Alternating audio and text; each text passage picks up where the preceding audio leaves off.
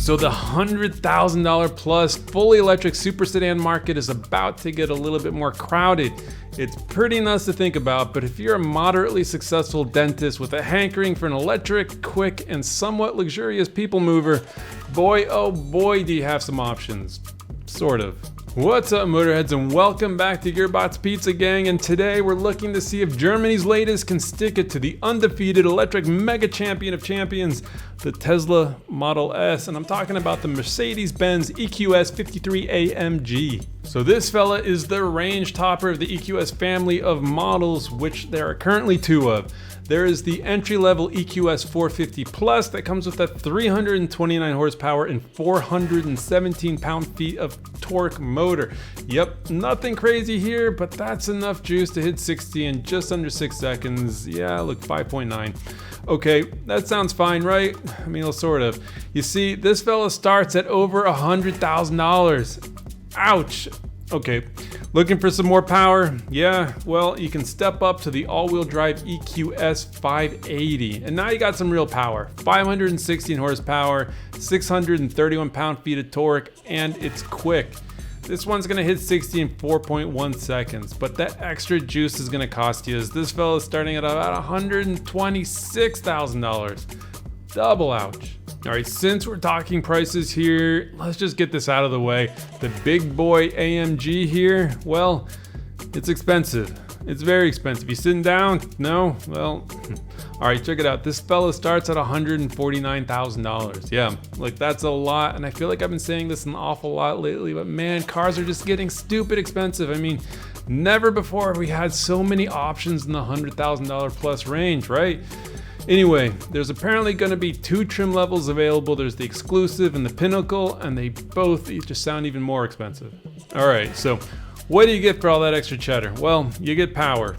Lots of power. Now, details are sort of sparse, but it looks like in the pinnacle trim, you're most likely going to get this special boost option that's going to kick that horsepower all the way up to 751. Now, without that boost option, the EQS will still make plenty of power, 658 horsepower and 700 pound-feet of torque.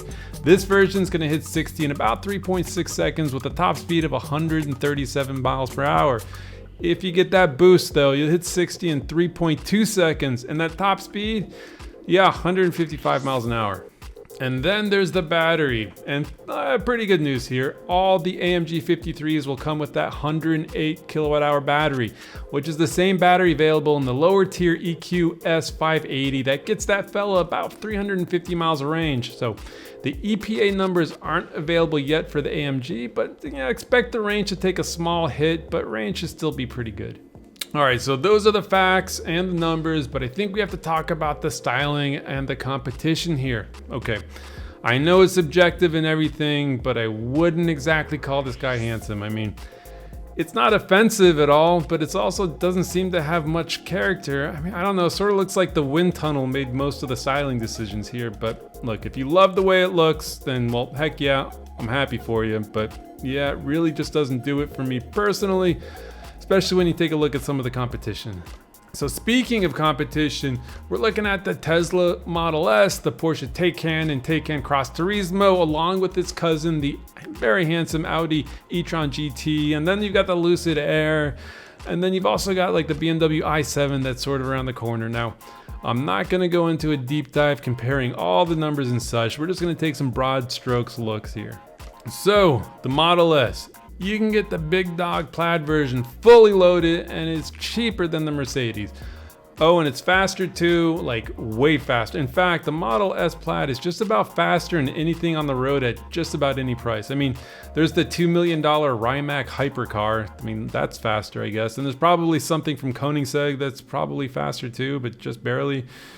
And maybe, I don't know, maybe it's just me, but I think the Model S actually looks better than the Mercedes. And look, I'll give the Benzo credit though.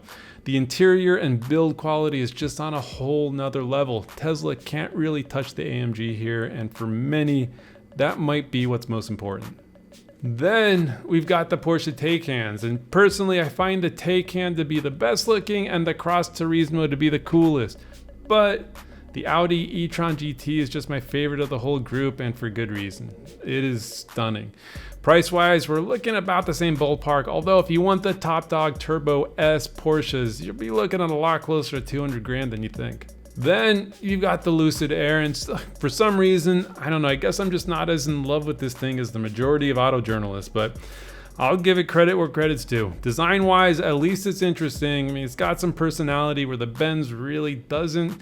What's amazing here, though, is the range, and how you can get 500 real miles of range. That's amazing, that's nuts. Anyway, this all comes at a price, and again, you're gonna be looking at a lot closer to 200 grand than you think, so eek. All right, so bottom line time.